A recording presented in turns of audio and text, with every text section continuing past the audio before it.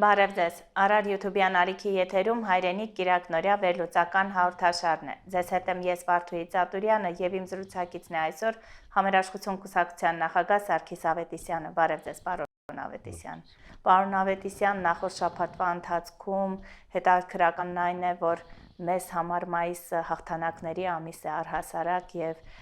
տոնում ենք մեծ հայրենական պատերազմի 80-ամյակը եւ միևնույն ժամանակ չմոռանանք Շուշիի ազատագրման օրն էր սա մեզ համար։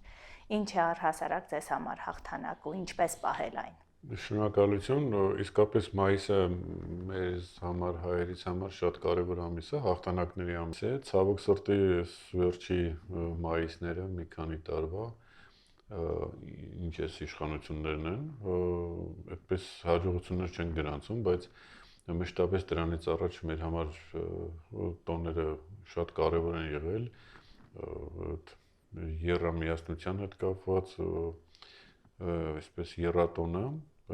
եւ Շուշիի ազատագրումը եւ մեծ հայրենականը մեր համար շատ կարևոր են եղել եւ մեր պապերն են կերտել այդ հաղթանակները եւ աշխարհում դժվար թե գտնվի մի պետություն, մի երկիր, որը ունենալով նման սակավ բնակչություն, այդպիսի մեծ քանակությամբ ներկայացված լիներ հայրենական պատերազմի ժամանակ, երկրորդ համաշխարհայինի, ինչպես մենք գիտենք, մեր փոքրիկ հանրապետությունից 600,000 հայորդիներ մեկնեցին պատերազմ եւ ցավոք սրտի նրանց կեսը չվերադարձավ, բայց նաեւ դժվար է գտնել մի այդպիսի պետություն, ազգ, որը այդ քանակությամբ եւ սկսելով Հայաստանից պատերազմելով, հաղթելով հասնի մինչեւ Բերլին։ Նույնիսկ Սովետական միության հանրապետությունների մեջ չկա այդպիսի հանրապետություն, որ իր տարածքից սկսի եւ հասնի մինչեւ թշնամուն գրավի եւ վերցնի թշնամու մայրաքաղաքը։ Բնականաբար ռուսներին չեն քաշում, որովհետեւ հասկանալի է, որ ռուսներից հետո հայերը ամենամեծ զոհերն են տվել։ Եթե իհարկե հաշվենք, որ Ուկրաինան նույնպես, այսինքն մեծ հաշվով հայերը երրորդն են եւ այդ քանակությամբ, իսկ հերոսների թվով ըստ ազգաբնակչության հերոսների, մարշալների, գեներալների թվով հայերը շատ բարձր տեղ են գրավում, եթե չասեմ առաջինը, ապա առաջիններից մեկն են եւ պատահական չի, որ մարշալ Ժուկովը հայերի մասին ասել է հետեւյալը, որ շարքային զինվորականից մինչև մարշալներ հայերը ցույց են տվել, որ իրանք խիզախ զինվորներ են եւ հայրենիքին նվիրված անդավաճան մինչև վերջ գնացող եւ իրանք հերոսական կերպարը մեր հետագայում սովետական միության ժամանակ ուղղակի եղել է մարդկանց համար կերպարներ, որով դաստիարակվել են սերունդներ։ Ինչի համար եմ սա նշում, որովհետև այլ որևէ ազգի նկատմամբ այդպիսի արտահայտություն, շատ ծանրակշիռ արտահայտություն է, որովհետև ասել է մի մարդ, որը ըստ էության պատերազմի հաղթողն է եւ իր դեմքով է, նկատի ունեմ Ժուկովին, իր դեմքով այդ ամեն ինչը եղել։ Հետևաբար մենք պետք է միշտ հարգենք, որովհետև 300,000-ից ավել մենք զոհ ենք տվել եւ այդ պատերազմը եղել է գիտակցված պատերազմ, շատ լավ հասկանալով, որ եթե Գերմանիան այդ ժամանակվա հաղթեր Սովետական միությանը, դա կնշանակեր, որ քանի որ Գերմանիան այդ ժամանակ եղել է Թուրքիայի դաշնակիցը, դա նշանակում է, որ թուրքերը այստեղից պետք է ճակատ բացեին եւ մտնեին, իսկ թուրքերը միշտ նույնն են, թուրքերի ուզածը հայերի չլնելն է եւ տեղի կունենար երկրորդ ցեղասպանությունը։ Ինչպես տեսնում եք, հիմա այդ ամեն ինչը շատ պարզ երևում է ու ակնհայտ է։ Հետևաբար մենք միշտ պետք է խելացի լինենք եւ կարողանանք ճիշտ կողմնորոշենք, թե ինչ պետք է անենք, որպեսզի մեր ազգային անվտանգության հարցերը լուծենք։ Ցավոք սրտի այսօրվա իշխանությունները այդ ուղղությամբ չեն գնում, ուղղակի հակառակ ուղղությամբ։ Տեսեք, երբ մենք խոսում ենք Շուշի ազատագրման մասին, մենք եւս մեկ անգամ հասկանում ենք, որ երբ հայ ժողովուրդը իր առջև դնում է խնդիր, այն լուծում է եւ փառահեղ կերպով է լուծում։ Սա խոսում է մեր մարտունակության, մեր ժողովրդի խելացի ու կազմակերպված լինելու մասին։ Հիմա մի փոքր ուզում եմ անդրադարձ ունենանք, ինչու չպահվեց այդ հաղթանակը, ինչու մենք հասանք այն օրերը, երբ կորցրեցինք այն։ Կարծում եմ մենք բոլորս լավ հասկանում ենք ինչի է այդպես լինում եւ երբ որ մենք միասնական ենք, կա հաղթանակ, երբ որ մեր զինվորը մոտիվացված զինվոր է, երբ որ գիտի ինչի համար է պայքարում, հայերը անհաղթելի են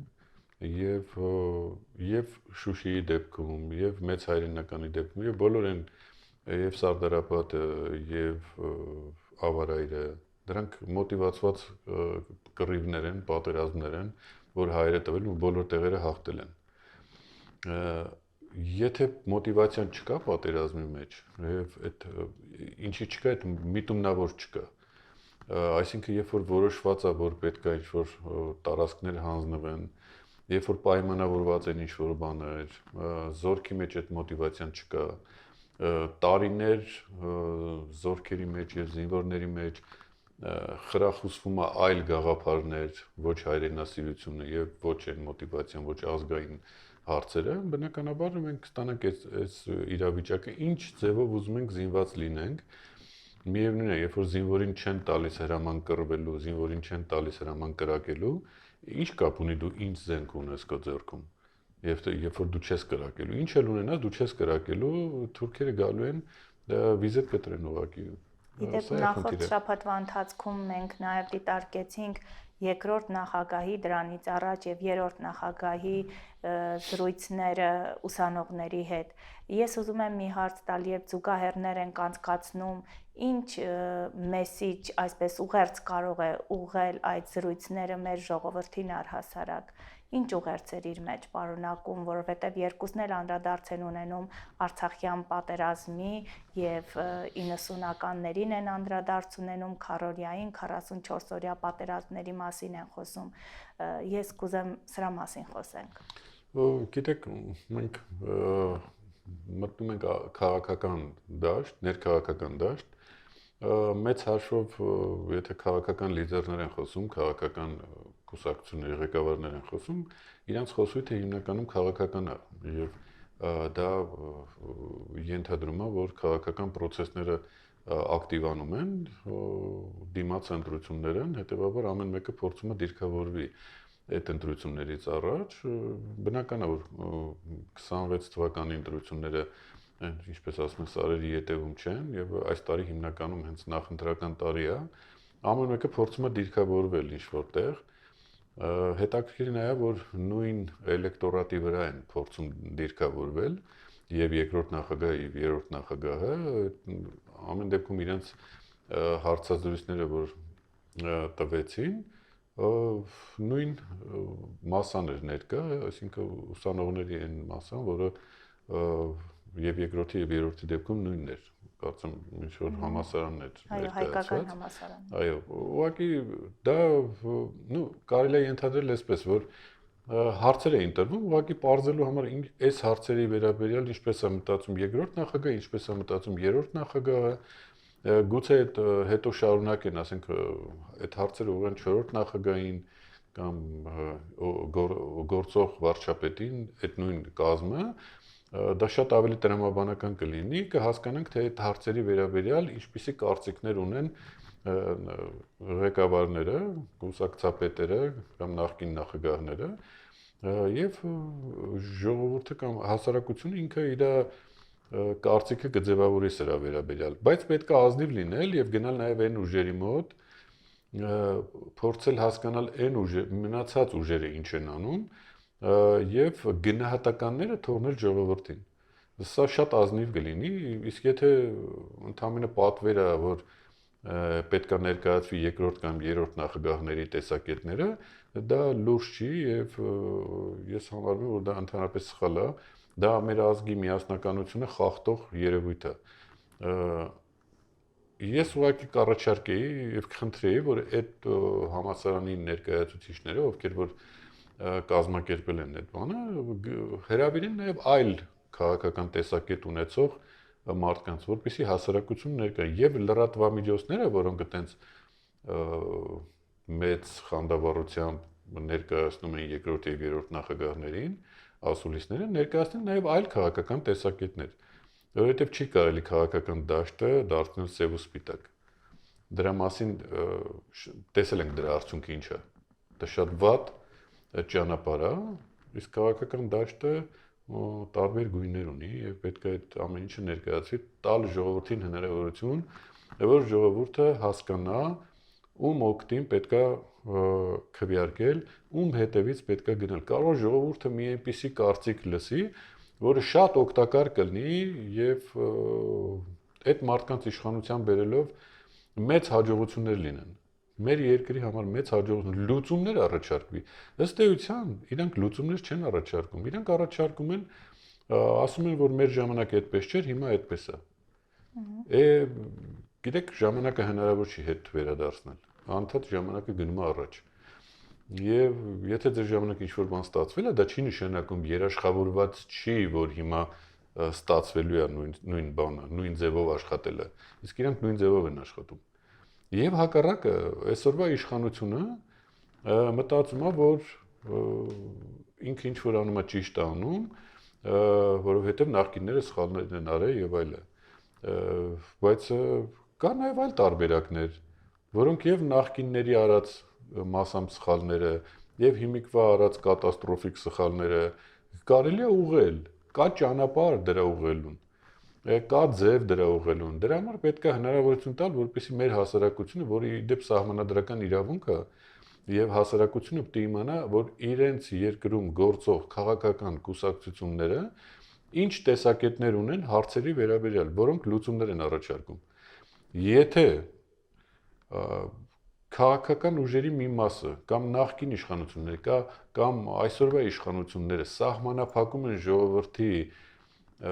ինֆորմացիա ստանալու իրավունքը, իրանք մեծ,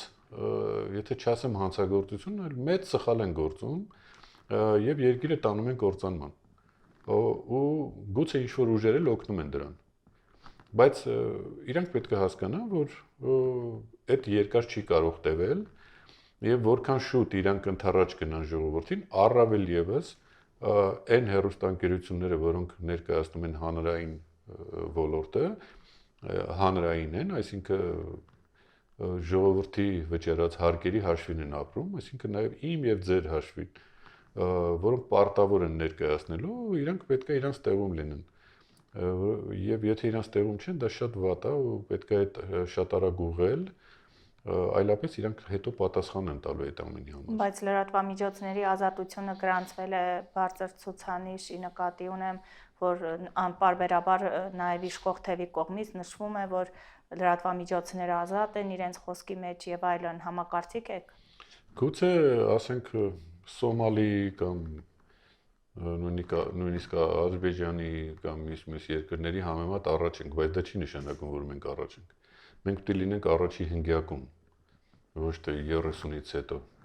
Դա ինչ է նշանակում։ Ինչի մասին է խոսքը։ Երկիր, որը համարվում է քրիստոնեական պետություն, որը քրիստոնյա պետություն է, քրիստոնեական արժեքներ է դավանում։ Երկիր, որը առաջինը պետականորեն քրիստոնեությունը ընդունել է եւ գնացել է այդ ուղղությամբ, այսինքն կողքի ազգերը չվիրավորելու համար ուղղակի մի քիչ մեղմ ասեմ, վայրենի ցեղեր են եղել, որտեղ ավելի վատ կարելի է բնորոշել, այդ ցեղերի մեջ քրիստոնեական արժեքները դրել ես եւ պետություն ես դարձրել, գաղափարախոսություն ես ընդունել, գնացել ես առաջ, ու այսօր դու 37-րդ տեղում ես խոսքի ազատության առումով, խոսքն առաջնային էր ըստ քրիստոնեության։ Այսինքն դու պետք է հնարավորություն տաս, որ ազգդ, քո քրիստոնյա ազգը հասկանա ինչ պետք է անել, ոնց պետք է անել, որն է ճիշտը, որն է ավելի ազնիվ եւ համեմատվել, ասենք, Սոմալիի հետ, դա շատ վտանգավոր է։ Իդեպ ազգային ժողովում քննարկում տեղի ունեցավ եւ այդ քննարկման ժամանակ վարչապետը եւս անդրադարձավ երկու նախագահների զրույցներին, ասում է պետք չէ տարբեր տեղեր խոսեն, այլ պետք է գալ մեկ հարթակում միասին քննարկում ունենանք։ Իրատեսական համարում եք սա եւ ինչու է բարբերաբար այս թեզը առաջ տարվում։ Տեսեք, կարելի է նստել խոսել եւ դա պետք է անել։ Եվ երկրորդ եւ երրորդ նախագահները եւ հիմիկվա գործողը շատ լավ կլինի, որ ուղիղ եթերը միացնեն, նստեն իրար հետ խոսեն։ Թող ընդունի, ես դեմ չեմ այդ խոսակցությանը, բայց գիտեք, այդ հրավիրող կողմը պետք է իրան արժանավայել պահի։ Թե ինչպես է ինքը իրան պահում Հայաստանի Հանրապետության ամենաբարձրագույն մարմնում, ազգային ժողովում, կարծում եմ դրա բացատրությունը չարժի, որ հիմա տանք, ժողովուրդը տեսնում է եւ դուս եկեք փողոց հարցրեք, տեսեք ինչ կասեն այդ մասին։ Հիմա երբ որ այդ մարդը այդպիսի պահվածքից հետո ասում է եկեք նստենք խոսենք, ես կարծում եմ, որ պետք է մի քիչ մտածել դրա մասին։ Բայց այն որ պետք է այդ թեմաների մասին խոսել, որովհետեւ ինքը ինչ է ասում, ինքը ասում է, որ այն ինչ որ դուք արել եք, ես եմ դրա ձեր արածի արդյունքում եմ ես այդպիսի վիճակում հայտնվել։ Ինքը սա է ասում, նրանք ինչ են ասում, նրանք ասում են, որ դու ես բերել այս վիճակին։ Հիմա սա լուրջ հարց է, որ պետք է մեր հասարակությունը ազգը դրա մասին իմանա, իհարկե ազգի այն հատվածը, որը հետաքրքրում է, որովհետև ազգի մեջ մի հատ մեծ հատված կա, որ իրան բացարձակ ոչինչ չի հետաքրքրում, եւ տարբեր տեղեր նստած ուղղակի հնարավորություն կա, այսօր տեխնիկական առումով միացնում է մտնում է բան, ուղիղ եթեր ու ինչ-որ մի հատ հիմարություն է ասում, հետո նրան են կպնում, բան, այս կոմենկում, ասենք նախ անցած էտապի ինչ-որ գործողություններ են անում։ Բայց քաղաքական process-ները շատ արագ են հիմա զարգանում։ Ով ճիշտ հասկացավ այս process-ները ոնց են զարգանում, նրանք էլ կարող են իրավիճակին տիրապետել։ Բայց այդ առաջարկությունը ես կարծում եմ, որ վատ չի, ցանկացած հանդիպում, ցանկացած քննարկում շատ ավելի լավ է, քան հայոյանքները, քան փողոցում տուրը դմփոսներ սարքելը, քան ի վերջո այս ամեն ինչը բերել հասցնել քաղաքացիական պատերազմի։ Լավ, ի վերջո կառուցողական զրույց ոչ մի կերպ չենք տեսնում 7 տարի շարունակ մենք տեսնում ենք իշխանական թեև ընդդիմադիր թեև իրար փոխադարձ մեղադրանքներ եւ աշխատանքը 0 է այս պարագայում։ Դուք ինչ օրինակ կառաջարկեք, ես ուզում եմ լսել ձեր կարծիքը որպես քաղաքական գործիչ, ի վերջո լսելու ունակությունը տրված է նրա համար, որպեսզի կարողանան լսել եւ լուծումներ առաջարկել, չէ՞ որ ժողովուրդը նրանց դրա համար է ընտրել։ Ճիշտ եք։ Տեսեք, մեր մի քանի օր առաջ էր մեր համագումարը տեղի ունեցավ եւ համագումարում որոշում ընդունվեց, որպեսզի ձևավորել մի հարթակ, մենք դա կոչում ենք պայմանական փրկության կոմիտե, այսինքն գնալ այդ ուղղությամբ նպաստել, որպեսզի ստեղծվի մի հարթակ, որտեղ այդ ձեր ասած քննարկումները տեղի կունենան այդ հարթակում։ Այդտեղ կարող են ուղիղ եթերներ էլ միացնել, կարող են նկարահանել, հետո ցույց տալ ժողովրդին, բայց այդտեղ պետք է ներկայացված լինեն բոլոր քաղաքական հոսանքները, անխտիր բոլոր։ Տեսեք, մենք մեր համագումարի ժամանակ համագումարի հրավերներ ուղարկել ենք բոլոր քաղաքական կուսակցություններին, բոլոր։ Այդ թվում նաև իշխանական, իշխանամերձ, բոլորին հրավիրել ենք, որպեսզի գան, որ մենք որպես համերաշխության գաղափարախոսությունը կրող քաղաքական ուժ, ըստ էության համերաշխականներ, համերաշխորեն ստեղծենք մի հատ հարթակ, որտեղ մենք հայերս միասին կքննարկենք քաղաքական խնդիրներ եւ գտնենք լուծումը, ոչ թե իրար հայոյենք, դա նույնիսկ տհաճ է արդեն, որ հայոյանք են տալիս մեկը մյուսին կամ հայոյանքին հավասար գործողություններ են անում ազգային ժողովին ու ասենք այն վայրի ցեղերը ոնց են որ իրանց բանը ոչ թե բանը ասենք հլնում է տեղից որ ասենք կողքից տարբեր բաներ գալիս են կանգնում են կողքի իբր թե իրանք հերոսական պաշտպանող են իրան հերոսական պաշտպանող եք գնայիք պաշտպանեիք արևմուտքում Հայաստանի շահերը կամ մի այլ տեղ կամ այս մյուս կողմից նույնը այս փողոցային մակարդակը ցավոք սրտի մտել է ազգային ժողով։ Սա ինչ որ մեկը պետքա կասեցնի, թե չէ։ Հաստատ այս իշխանությունը դա չի անելու։ Որովհետև դա իրանց միջավայրն է, իրանք այդտեղ են լավ զգում իրանց։ Ըստ էս իշխող ներկայիս ընդդիմությունը իրավիճակը կարող է հսկել թե ոչ։ Ընդդիմությունը։ Ներկայիս, այո, պարլամենտական ընդդիմության մասին է խոսքը։ Ես կարծում եմ, որ պարլամենտական ընդդիմությունը վաղուց պետք է այդտեղ չլիներ, պետք է հեռացած լիներ դահլիճից եւ այլևս չվերադառնար։ Ստեղծվեր մի իրավիճակ, երբ որ պետք էր քաղաքական լուծումներ տալ դրան։ Իրանք այնտեղ փոքրամասնություն են,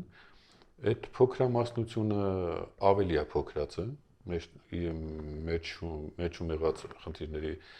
պատճառով կազմալուծման փուլում ինչ-որ process-ներ են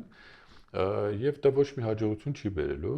եւ ես չգիտեմ իրանք ինչի են մնում ազգային ժողովում, ինչ խնդիր են իրանք դեռ լուծում։ Ինչ որ փուլում հասկանալի էր ինչ որ բաներ անում էին։ Իշխող կուսակցությունները ասում են, որ դա մեզ համար լավագույն տարբերակն է իրենց լինելը։ Իրանք, որովհետեւ իրանք շատ լավ ճանաչում են այդ նստածները ինչ են եւ փոխադարձ մեղադրանքներ շատ հանգիստ հնչեցնում են։ Դե իրանց համար լավ առիթ է, որովհետեւ իրանք այդ մարդիկ, ովքեր այնտեղ ներկա են, իրանց վրա կարողանում են ազդել, եւ որևէ պատասխան չկա, նույնիսկ դեպքեր է լինում, երբ որ ուղղակի այնտեղ ծեծ ու ջարդ են սարքում, տեսել եք ինչեր է լինում պարլամենտում, եւ իրանք հասկանում են, որ իրանք կարող են սրանց ճնշել, այս падգամավորներին ճնշել։ Ցավոք սրտի այդպես է։ Հիմա որպեսզի այս իրավիճակից դուրս գանք, պետք է իրավիճակը փոխել։ Իրավիճակը փոխելու տարբեր ձևեր կան։ Իդեպ, քանի որ դուք նախաձեռնել եք այդ իրավիճակը փոխելու մեթոդներից մեկը դա է միասնական մեկ հարթակի շուրջ հավաքվելը, խոսքս լարմաս գաղափարախոսության մասին է, ուզում եմ անդրադարձ ունենանք, ինչու է դանդաղում կամ ինչ process-ի մեջ է այս պարագայում եւ արդյոք ըստ ձեզ ընդդիմադիր ուժերը ի վերջո կհավաքվեն մեկ գաղափարի շուրջ։ Նայեք, մենք համագումարի ժամանակ երկու կարևոր որոշում ենք ընդունել, մեկը որ լարմասի գաղափարախոսությունը մեր համար հոգեհարազատ է եւ մենք դա տանելու ենք, բացի դրանից նաեւ համերաշխություն կուսակցությունը որպես գործնական քայլ ընդունեց որոշում, որ տարբեր կուսակցությունների մոտ գնա եւ իրանց տեսակետները ճշտի։ Հիմա այդ աշխատանքը process-ների մեջ է, մի քանի քաղաքական կուսակցությունների հետ արդեն եղել են հանդիպումներ, տենց մի մասի հետ համաձայնեցված է, մի մասի հետ կիսա համաձայնեցված վիճակ է։ Հիմա սպասում ենք, որովհետեւ գիտեք, քաղաքական կուսակցությունները նաեւ ամբիցիաներ ունեն, որոշ դեպքերում հիմնավորված, որոշ դեպքերում ընդհանրապես չհիմնավորված։ Ինչով է պայմանավորված, ես ուզում եմ մի փոքր խոսենք, որտեղ երևի հանգույցը հենց գիտեք, ինչի մասին է խոսքը, ամբիցիաները ընդհանրապես լավ բան են, եւ դրական լավ ամբիցիաների մասին է խոսքը, ցանկացած քաղաքական կուսակցություն պետք է ձգտի իշխանության։ Բայց երբ որ դու քո ունեցած ռեսուրսը եւ քո ամբիցիաները չես համադրում իրար, ու ամբիցիաներդ ավելի առաջ են ընկնում, քան քո հնարավորությունները, այդ լուրջ չի։ Որովհետև դա վնասում է գործին, հետո ցանկացած պետք է ի վիճակի լինեն քաղաքական ուժերը գնան ինչ-որ փոխզիջումների, որովհետև երբ որ մարդկանց ես չեմ ուզում ուղղակի անուններ տամ, բայց քաղաքական կուսակցություններ կան, որոնք քաղաքական դաշտում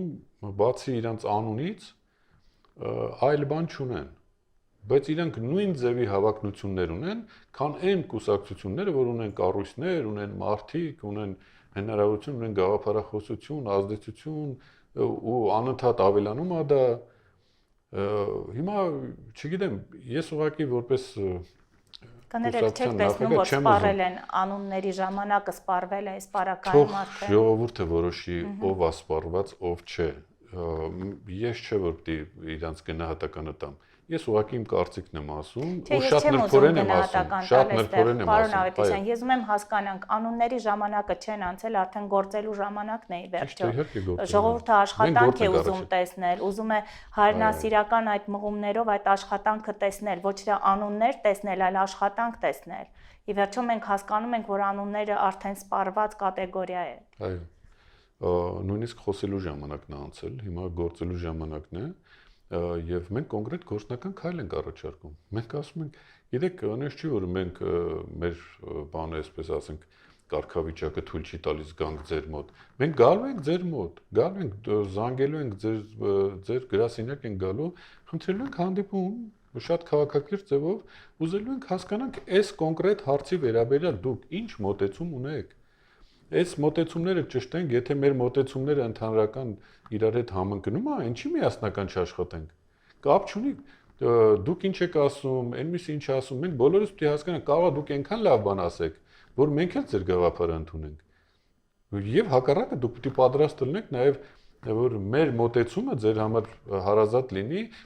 միասին աշխատենք, չէ՞ որ այդ միասնականությունն է բերելու հաջողություն, մենք բոլորս գիտենք,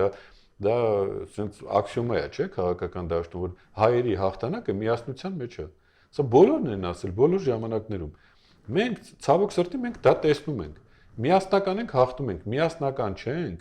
պարտվում ենք ցանկացած պարագայում։ Այսինքն մեզ պետք է միասնություն, մեզ պետք է միասնություն ներազգային միասնություն, մեզ պետք է միասնություն այն ուժերի հետ դրսում գործող, որոնք մերպես մեր գաղափարներին մոտիկ են, մեր ազգին բարեկամ են, այդ մարդկանց հետ պետք է հավաքել ուժերը, կենտրոնացնել, հզորանալ, գնալ առաջ։ Սա է փրկությունը լինելու, թե չէ մտածել, որ մենք կարող ենք այն կարգի զենքեր գնել, որ Ադրբեջանի դեմը այս պահին առնենք կամ թուրքերի դեմն առնենք, պարզա որ այդ նույն զենքերը որտեղից որ մենք առնում ենք, նրանք էլ են գնում առնում։ Նրանք ավելի շատ գումար ունեն, ավելի շատ զենք են առնում։ Հետևաբար մենք այն քայլերը պետք է անենք, որ նրանք չեն կարալու անեն։ Սա է լինելու հաջողությունը։ Այսինքն խելացի գործելու ժամանակն է վերջո։ Իհարկե պետք է խելացի գործել եւ միշտ խոսում ենք այդ մասին, որ ուժն է ծնում իրավունքը, դա հայտնի բան է, բայց շատ շատերը, այդ թվում նաեւ քաղաքական գործիչների մեծ մասը, իրենց թվում է, որ այդ ֆիզիկական ուժն է։ Ֆիզիկական ուժի մասին չի խոսքը։ Խոսքը խելքի մասին է, խելացիության մասին է, խելքի ուժն է ծնում իրավունքը, որովհետեւ եթե դու խելոք ես, դու կարող ես այդ ֆիզիկապես ուժերին խելքով հաղթես։ Իսկ եթե խոսքը վերաբերվում է ֆիզիկական ուժին, մենք ֆիզիկապես այդ կարգի ուժեղ չենք կարող լինենք, որ բոլորին հաղթենք, բայց խելացիության առումով ոնց որ թե աշխարհում խելացիների թվում ենք։ Լավ, բարի պարոն Ավետիսյան, մեր ժամանակը սպառվեց, խելքով գործելու ժամանակն է արդեն իսկ եւ պետք է աշխատենք պարզապես լինենք միասնական, մնացեք խաղաղությամբ, Աստված ձեզ պահապան։